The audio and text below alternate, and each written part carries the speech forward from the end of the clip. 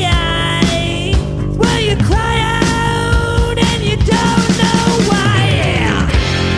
Come on now, let your feet fly, fly. Come on now, let's go for a ride. Come on now, let your feet fly, fly. Oh, let it fly. Come on, come on. Hey, we're live on the red couch. Ash Wednesday. Welcome to the barbershop, everybody. Yes, Izzy Dakota Jones. And we've got our guest tonight, or this afternoon, whatever you want to call it. We got Brian Holden, great singer-songwriter, guitar player extraordinaire. Been playing for a long time in Vancouver. And, you know, he knows what it's all about. So we're going to chat and hang out with Brian. We got some food, some pizza, some wine, some beers, and whatever you want. Have one yourself, by the way. Well, it'd be hard for you to get the pizza. So I'm just going to read off from the start anyways. So first off, Brian, like, I've known you a long time, but what got you started playing music? What got you going? Well, I listened to music. There was a lot of music in the family, in the house when I was growing up, and I listened to the radio and really enjoyed all that stuff. And I started learning. My uncle played the drums, and so I started learning how to play the drums, and got deeper into it. That's how that started. Then when did you get over to guitar though? Because I know you play a little bit of drums too. Well, I played the drums professionally for about 8 years or so at the beginning. But then what happened was I'd be playing in a band and there'd be no singer, and nobody would sing. And so I thought, okay, I'll sing. Everybody's too shy. Because everybody's too shy, you know. And so I started singing, and then being a singing drummer, you can't hear yourself half the time because you're rattling those pots and pans, you know, and the crowd has who's singing, you know, like they don't know who to focus on or anything. Yeah. So I stepped up front and became a kind of frontman, singer guy, and that's how that started. Being a singer has its perks, doesn't it? Yeah. Yes, it does. Well, apparently, I don't know. So I did. Like I know when we're talking about instruments and things that you done, I think also like you also did. I remember you and I talked before. You did jingles, right? Yeah, For Vancouver, right? Yeah. I mean, you did a lot. Like you and guys like Brian Adams and all that were doing all that kind of stuff, weren't you? Yeah, singing jingles. That wasn't until a little bit later, like in the early '70s, and then I started doing that. Right on. I'm old, right? So, I just got known as a singer and started singing jingles, and my biggest hit was "Today at Safeway, here's what we have for you." Oh, did you do that one? Today in our new department, we have. That's not much of a claim to fame, but That's pretty good. I'd be trying. Safeway's still around town, but it's gone. I remember driving down the street. I remember driving along, and all of a sudden this jingle comes on, and I go, "That's me!" So I got my car radio, and I thought, "Oh man, I've arrived." Safeway, yeah, baby. That's cool. That's actually cool. And then how does that work? Do you get residuals for that? Like, I just got paid outright. they just paid you outright? Yeah, I think there was a choice, but I wanted instant gratification. What rooms were you guys playing back in the 70s? What was the big room? Where No, the body shop. We used to play in the body shop. Yeah. Frams at the Fraser Arms. Fraser Arms, yeah, sure. With some more rooms, Joanne's. Town Pump? The town pump Came a little later, but you played there a lot though. Oh yeah, one year we played there 26 weeks. Like half the year. And we used to play all the time, like Monday to Saturday. Yeah. And we were busy. What was your favorite room to play? Well, at different times there was different, different eras. There was different rooms that I liked to play. Like in the 70s, I was in a rock band and we played a lot of original stuff. but we also, it was in the Boston, Kansas, Yeah. you know, foreigner kind of Yeah, era. yeah. Giant rock. Yeah, so the best room then was the body shop. It was a pretty Happening good time. room. I remember Yeah, that. I played there it was a few happening. It times, was a high profile kind of room. That's very cool. You ever played the Commodore? Yeah. Oh, yeah. You need that one. Yeah, that's a Commodore's good. Yeah. Warmed up for BB King there, did a couple shows. BB King, hey? Wow. That's incredible. Yeah. And Sonny Terry Brown McGee, what's the Oh, story yeah. on that? Tell me that. Oh, I was in the late '60s. There was I was playing. It was the hippie days, right? So I've been playing the rock bands and stuff, but I also did kind of a duo, like a guitar duo with this. I started playing the guitar in about 1965, just Okay. playing cowboy chords and folk songs and stuff, you know, because that was kind of a groovy thing to do at the time. So I got a gig at this club on Davie Street. It was called Ronnie's River Queen. It was across the Oh, street yes. from the Retinal Circus Yeah. and the Elegant Parlor. And we were on the same bill with Sonny Terry and Brian McGee, and at the time I didn't know who they were. Right? There's Right. a couple of guys bickering in the Yeah. green room. And so They've played for like 100 years by then. oh yeah, no, they were hated each they were famous, but I didn't know who they were because I wasn't paying attention Yeah. at the time. But Sonny Terry, for anybody that didn't know, was a blind harmonica player, really, you know, Really good. really good.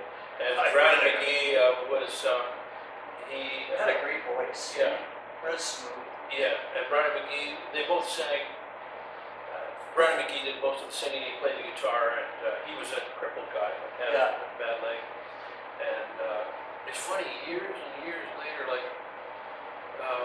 in the '80s, like 20 years later, I ran into him. He was at the Yale Oh, wow. club in drama school,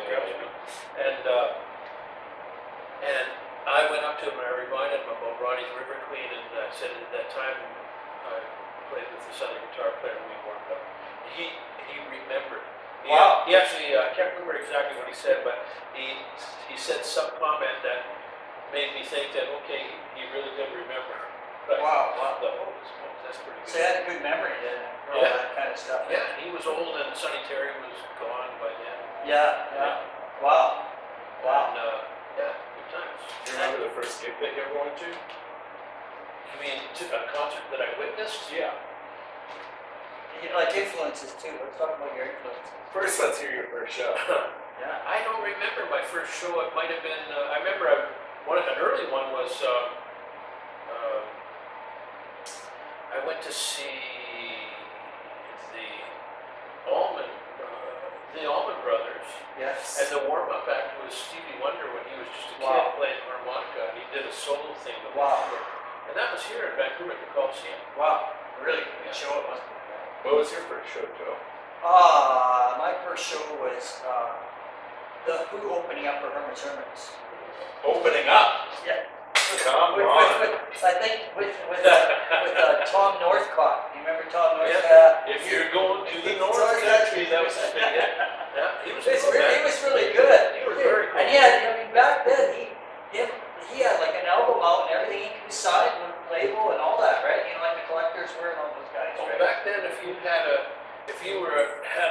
wrote songs and had a record out, you were somebody, even if it wasn't a good record. Yeah. It was just like, all right, you got instant respect from everybody. Everybody, right? Yeah. Unreal. So who was there, since you know, like you said, you played some rock bands in their early days too, but who were some of the, because now you moved into blues, right? So who are some of your blues influences? Like, Well, I mean, Sonny Terry Brown, you okay, because you open up for them, you probably appreciate them, right? yeah, you But know, you're more swing style, right? What's the style you well, the stuff that my songwriting is probably leans more to R&B, like late '60s, early '70s R&B, and kind of, I don't know. It's hard to put your stuff in a box. in a right? box, yeah. But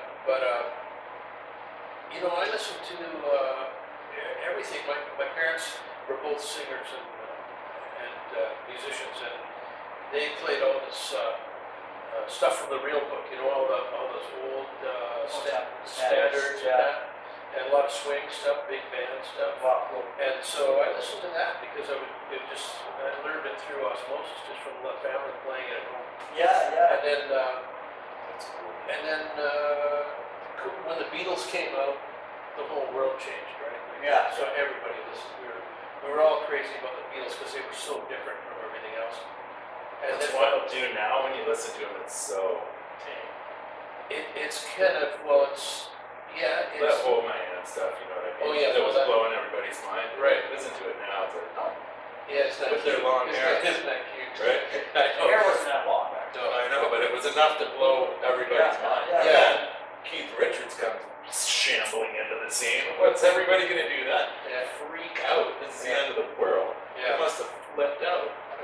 They did. And, I bet. yeah, well, along with the Beatles, though, at the same time, there was all this great R&B stuff coming out of Motown and that, you know, it was, I mean, Sam Cooke and Sam and Dave and Smokey Robinson and the Miracles and the Temptations, the Four Tops, and Yeah. all those cats. Yeah, right? James Brown. James Brown, yeah. I he was, saw him when I was a kid. Yeah. He was amazing. Yeah, I saw, when I was a teenager, I got into the cave and saw Little Richard there. Oh, Yeah, close up. that's pretty good. He was young. He was great. Yeah. So Little Richard, when he opened that casino, just in Burnaby, whatever that Yeah, was. yes, I know what you mean. He was the first act, and he came out, and he had 2 canes. He was so old. Yeah. He sat down at the piano, Yeah. and just blew the roof off it. He was so good. Yeah. Well, I still had it. Oh, didn't miss a beat. He was. Yeah, no, He was one of the best shows I've ever seen. Yeah, Actually. Is there, since we're talking about your influences, do you have a track we can hear? A track of my stuff? Yeah, let's hear some of your stuff on, and you got it on, what do you got? You got it on, Live Nation, no, Rhythm. Oh, Reverb Nation. Reverb Well, Nation. it's on every streaming platform. It is, yeah. Let's see. How many albums? I got 4. You got 4, don't you? You're working on 5 now. Yeah, I'm writing it right now. Yeah. Oh, so here's a song. It's hard to. So here, have a listen to this one. If I can get it going.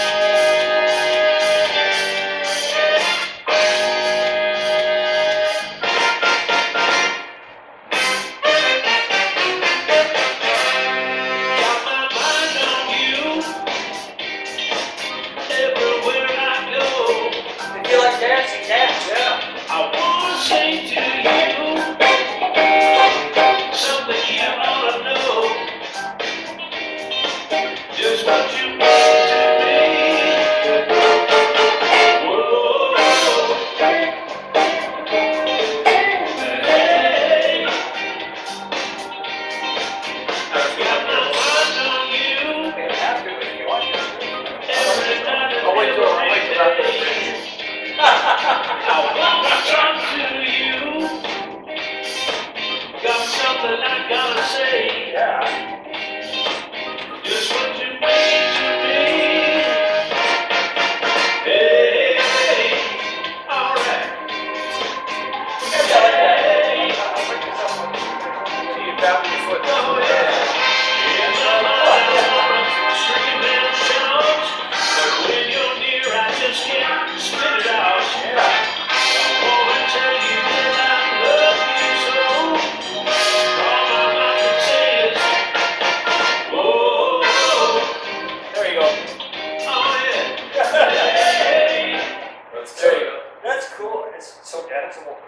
Yeah, it is. You know, Were you dancing, Bonnie? Who else is on that track? I don't know. So the players, Yeah. there's some great players in there that worked in the studio with me. And Daryl Haber's on keyboards. He's a monster, man. He's really good. Steve Hilliam on tenor sax. I think I played the drums on it. Bill Buckingham on bass, and I sang it, played guitar, wrote the song. And there's the horn player on that one would be Derry Bird. Wow. Yeah. So it was a good band. Good Sounds crew. killer. And then the whole album, all the same guys played on this whole album. So you know what I've noticed too. I mean, like we're saying, it's really danceable. But I know you're originally from Winnipeg, right? Yeah. But How long were you out on the West Coast for? When you started playing here?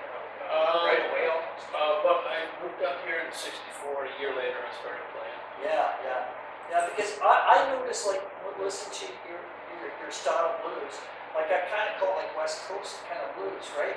Because it's you, like, in this time period, like you, Tom Lavin, Power Blues sort of thing, like, you guys got that kind of big horn section, you're really grooving, and you don't get well, Jason Hoover's another guy that played around your time period. Yeah, I was in a band with Jason. Yeah. But you guys have that kind of, I don't know what it is. It's really cool. It's different from a lot of people.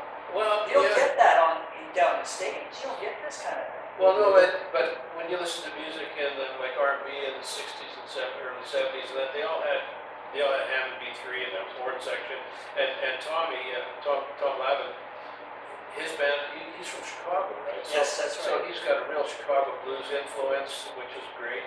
Yeah. I think that a lot of guys on the West Coast picked up on that.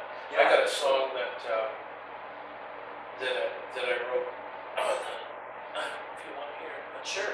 Anyway, here's one that I actually sent it to Tom to see if he wanted to do it. But here it is. This sounds like that style of music. Oops. I gotta turn the volume up. Hang on. You gotta turn the volume up, folks, so you can Okay. dance to it, move Yeah, around. that's right. If you want to dance, you gotta hear it, actually. And I know it's like early afternoon, but late afternoon, I mean, that's still groove, right? Like you're cooking your supper. Hang on. Here we go. Oh, yeah. The shuffle sounds like you got it. Yes, it does, yeah. Yeah, you're right. Yes,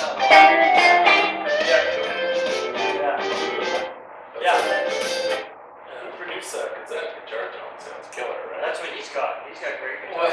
Well, you know what? Well, when you walked in here and you just sat on the couch, the red couch, and plugged in your guitar, it sounded wicked, right? Like it just sounded wicked right Just off like the top. that, right? Just that. Yeah, how do you get out of that in? That's a Unexpected. good point, Brody. Well, you know what? Other guitar players will tell you the same thing. You take any amp, and every guitar player's got this sound in their head that they want to hear, Okay. and they'll fool around with the amp until it sounds like their sound, right? Yeah. You can almost take any amp and do that. Mind you, there's good amps and bad amps, but mostly it's in your hands, like how you approach the instrument with your hands. But yeah, I don't know. It's just something that just comes up. So writing tunes for this long. Yeah. Where's the inspiration still come from? Like, where do you go, oh, here's a riff that I've never played, or here's a riff that I don't think I've heard, or, Well, you know what? You know what I mean? Yeah, you know what I do is, I walk around the house all day with a guitar hanging around my neck. It's like a security blanket, right? Like even sitting here, I have to have a guitar on, even though I'm not doing anything with it. Sure. And, I was watching you just talking, and your fingers keep going. It's just But like, you know what? You know what it is? I'll be walking around the house, and I'll just be noodling away on the guitar, you know.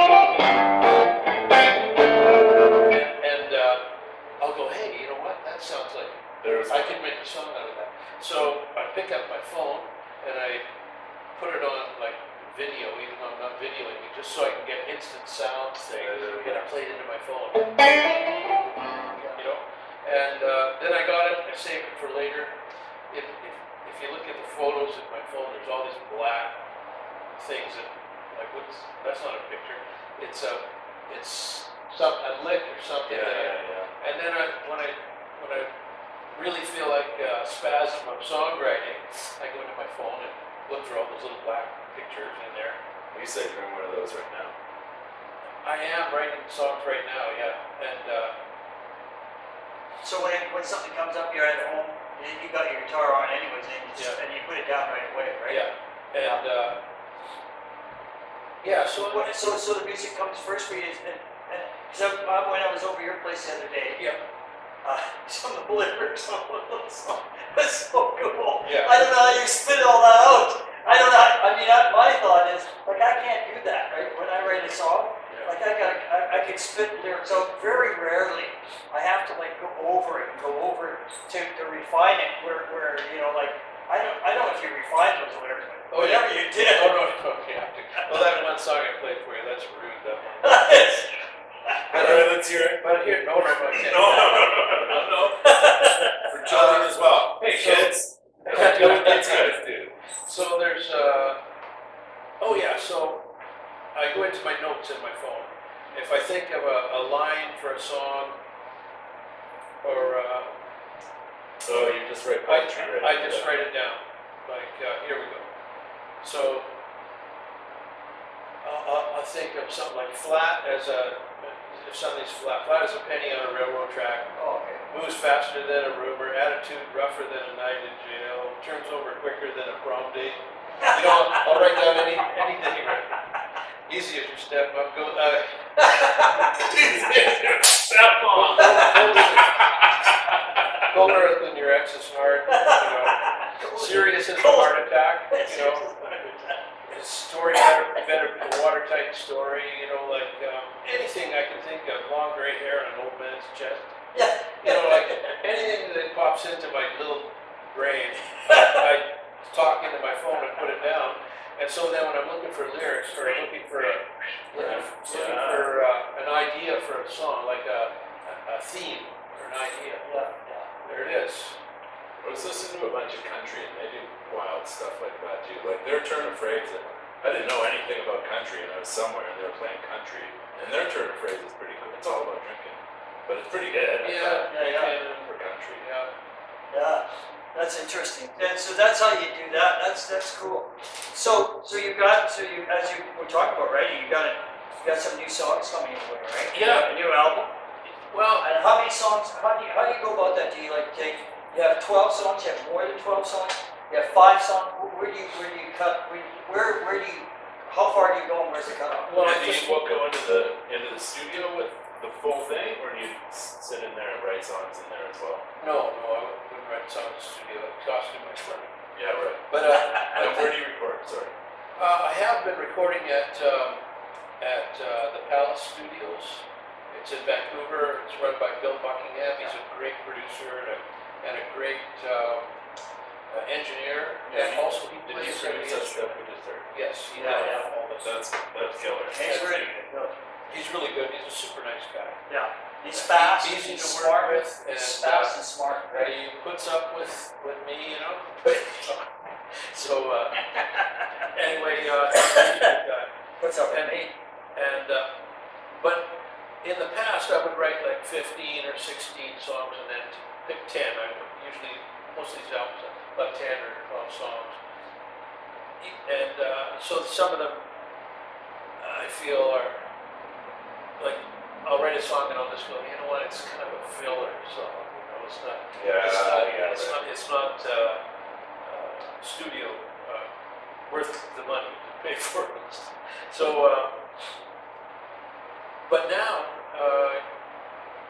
you know, to put an album out, you can't press it into a CD or even vinyl. Like people like vinyl, but not everybody has that stuff anymore. No, they don't. They're on record players. And so, I guess all I can do is put it on a website or platform, like Reverb Nation or something, and it gets sent out to.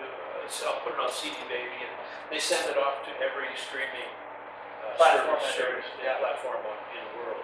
So I'm on streaming platforms I've never even heard of. I saw the thing with Snoop Dogg, and he goes to his manager. He's got millions or a billion or whatever streams. Made $4,500 or something. Oh yeah. So you Well, did. on that driving album, I was getting 35,000 plays a month, and Well, you every were like once in the a while- bestseller like in Canada, weren't you, for a while? One of your albums?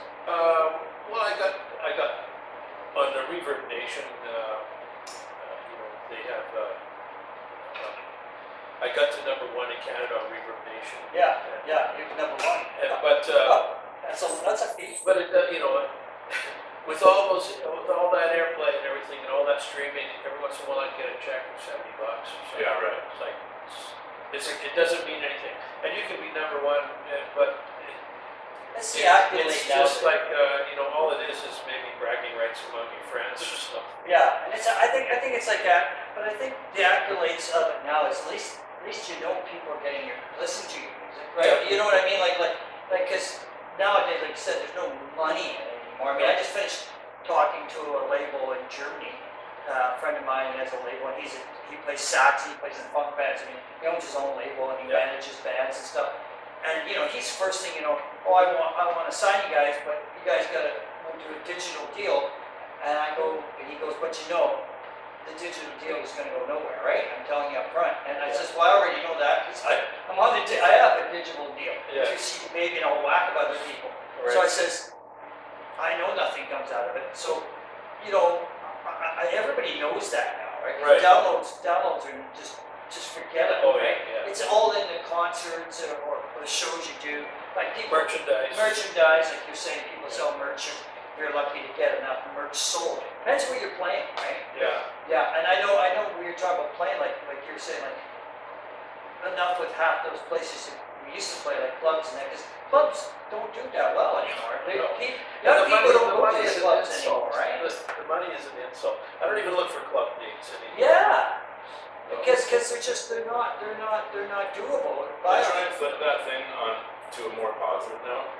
It's always been art and commerce and trying to figure that out. Yeah. But now, once commerce is just out of the picture, Yeah. there's no money, No. then it's just all art. Yeah. Then it's all Which is maybe a art. good thing in That's some. what I'm saying. Yeah, I know. That is a good point. And it's gonna, like, if you wanna be Robert Plant, or you wanna be Keith Well, Moon and crash a car into a swimming pool, those days are done, man. Yeah. Right? If you wanna pour your heart out Yeah. through your guitar, Yeah. then you gotta do that just for that. Yeah. And I'm sure a lot of people do. Well, I do. Yeah, and I'm sure even on a big level, you're like. There's two. I can Yeah, see but two people I right mean, now who I'm do sure that. even on a big level, like when like you and I are going to see the Stones come out, right? Yeah. I'm sure Mick Jagger, Keith Richards, when they did that last album, which was incredible. Killer. Well, Incredible. I thought that was probably one of the better albums I've heard them do in 100 years. I mean, it was so Since well that, put you can do together, that. and songs were so strong that I was like, but they don't make no money on that new stuff. I mean, they make more than probably me and you do, or you know what I mean? They make performing rights and they make Yeah. merch. The merch is unreal, Yeah. right? But their music is basically free. Yes. Yeah.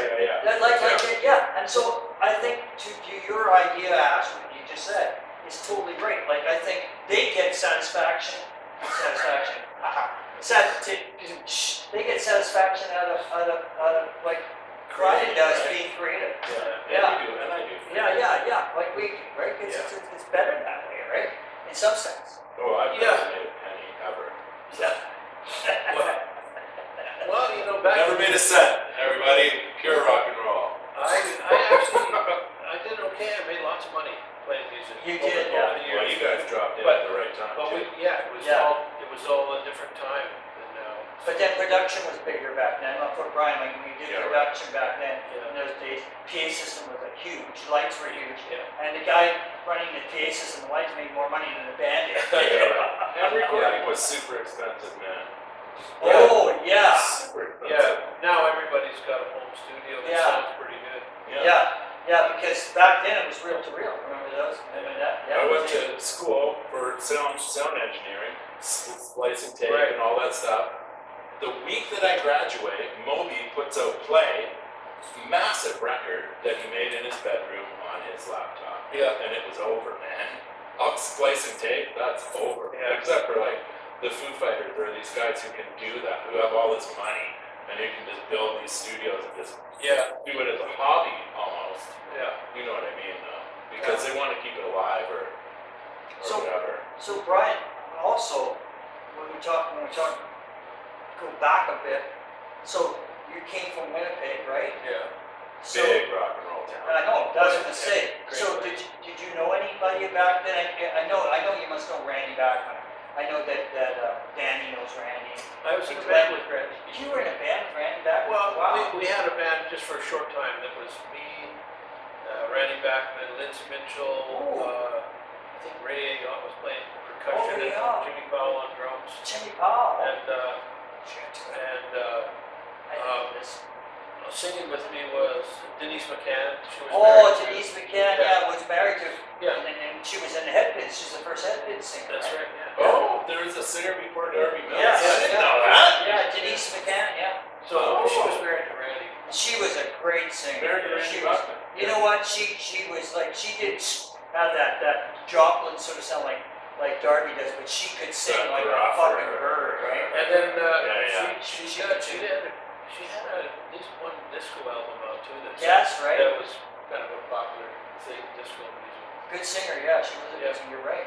I didn't know you were with those guys, and Lindsay. You know what? It was like I think we did one or just a couple of gigs or something weeks ago, and then That was it. Everybody. everybody flew away. It's pretty cool. That must have been fun. Let me think, have I ever played with Randy Buckman? No, I never have. Or Lindsay Mitchell, Lindsay Mitchell's cool. Yeah, Lindsay's a good guy. He's a good guy, and he's played, Prism, he was also, Seas of Time. Seeds of Time, which I love. Seeds of Time is one of my favorite bands. Yeah.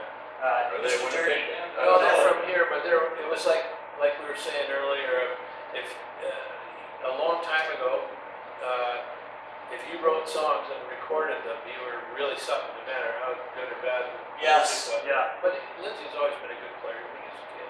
Yeah, and now, when you, back in Winnipeg, like Randy, but I mean, you must, did you know Neil, what's his name, Danny said you knew Neil Young. No, You didn't know Neil, but those people sort of traveled in their own little groups. yeah. Well, Danny stuck around. Danny Cassavant was in Winnipeg a lot longer than I was. Yeah, I mean, I came up here real early, so. yeah. Oh, somebody's got a present or something. Package. Yeah, so, This is a barber shop and I have to get a little barber stuff happening.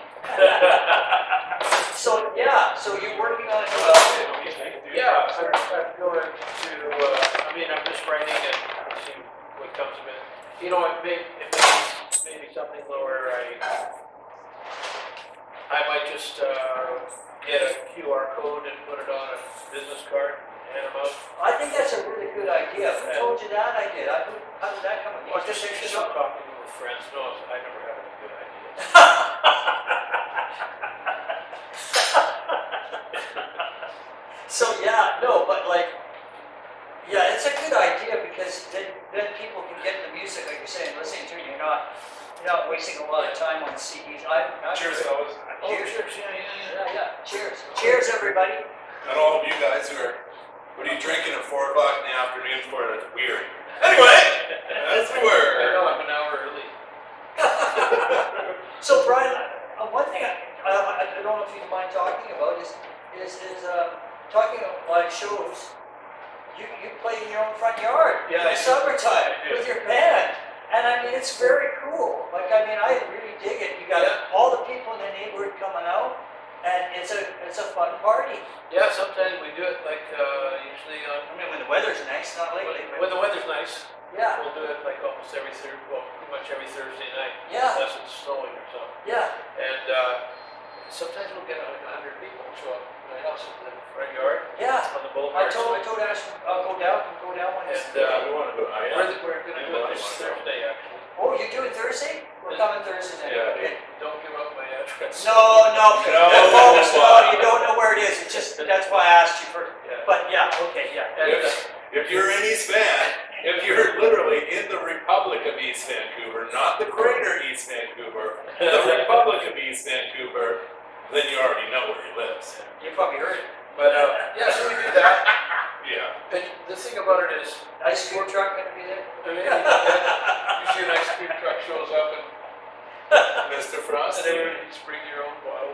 Yeah, And that's a good idea. but you know what? I get to play music with my friends. I have special guests and stuff. It's not a jam or anything, but No, and we play mostly all my original music, and which is danceable. People dance on the sidewalk and on the street.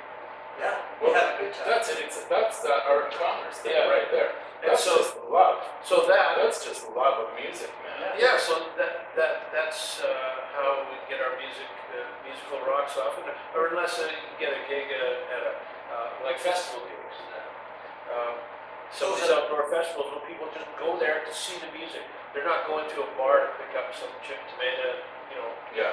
It's, Yeah, they don't have another, no, there's no motive other than enjoy some music. And, yeah, that's it. That's smart. That's really smart. Yeah, and it's fun. It's really fun. And pure. And yeah, and the guys that I play with are just lovely guys. That I only play with guys that you want to have a beer with too. So, you know, they're just so nice. They're such good friends. I just love these guys. Yeah, We have a lot of laughs and a lot of fun, and the crowd's And really. it shows it too when you're playing. Oh yeah, it's fun. Yeah, it's fun. You guys, I mean, he's got people on the front porch and the park dancing on the front porch. I mean, it's just like, yeah, this is the way it should be, right? Yeah. It should be more like this, yeah. And like you said, your neighborhood loves it. They're all cool with it. Yeah, And neighbors the come over. neighbors have a good time. The only complaints I've ever had were, when are you doing it next? How am I supposed to know? Don't stop. Yeah. That's so cool. So when are you going into the studio thing? In the fall or something like that? Oh, I don't know. You don't know yet. You haven't nailed it down. I haven't. How many tunes you got so Still far? running. I got about 5 songs right now. I've got Halfway. Yeah, maybe 10 more songs, and then I'll pick something. I might try something different this time. Maybe set up a band right on the floor in the studio and play off the floor, Oh, very cool. rather than put down one track at a time or two. Yeah. tracks at a time. Instead of tracking, you do it right off the floor. Yeah. Like the old school days, right? Yeah. So it's more organic or orgasmic. Or that's, So we just got given a bunch of CDs. Anybody out there who want to come down, we'll give you one. You gotta be quick though. yeah, that's true. So before we leave, Brian, why don't you play one more song on our way out? That'd be great. Oh, Yeah. Let's see. I don't know what to play here. Who's your favorite guitar player? There's so many, and they're all so different. I don't really have. Funny guy. Changes by the day. Yeah. Well, today, For blues guys, I you're like mine. that. Today, you're mine. Thank you. You're welcome. So here's a song. This song here. It was in the middle of winter, about a year and a half ago or something. A couple of winters ago, and this teenage boy and his girlfriend were standing on the corner, and she's all bundled up. She's got a Parkinson. A really cold day. It's raining, and he's got a pair of shorts on and flip flops and a t-shirt. He just came out of the house because his girlfriend's running away on him. They had a fight or something like that. And I just saw that. I could just watch them. They stood out there for an hour. And poor kid's freezing, and they're breaking up. So I wrote this song. He's trying to get her to come back in the house and just relax. She's not having it. Yeah, you never want to tell them. That.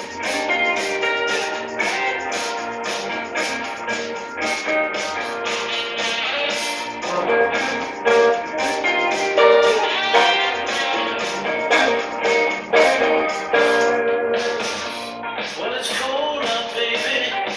Why don't you step inside? Dry your eyes now, honey. Let the storm subside.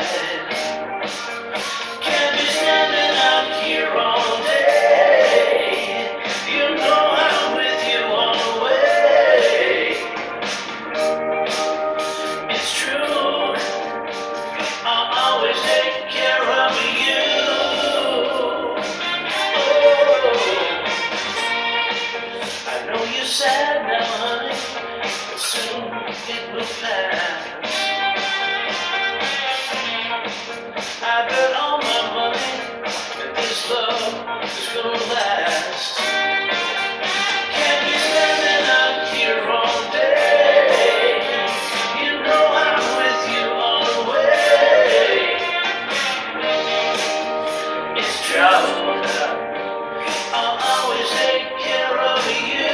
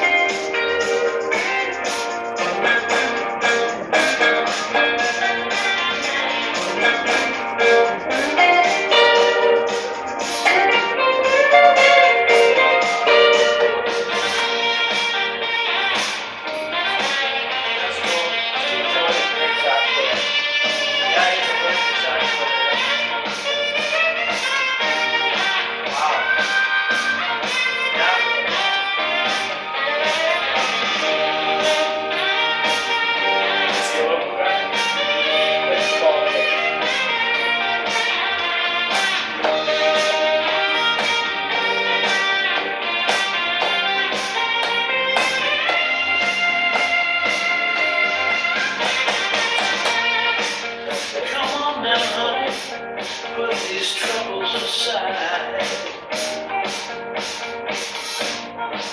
Take my hand, honey, I'll keep you satisfied. Can't be standing out here all day. You know I'm with you all the way. It's true, I'll always take care of you. Can't be standing out here all day. You know I'm with you all the way. It's true, I'll always I'd like to thank everybody. I'd like to thank Brian Holden for coming out, and Ash and I will see you again real soon. Take care. Let's come to the barber Peace shop. Thanks, Brian. Cheers, man.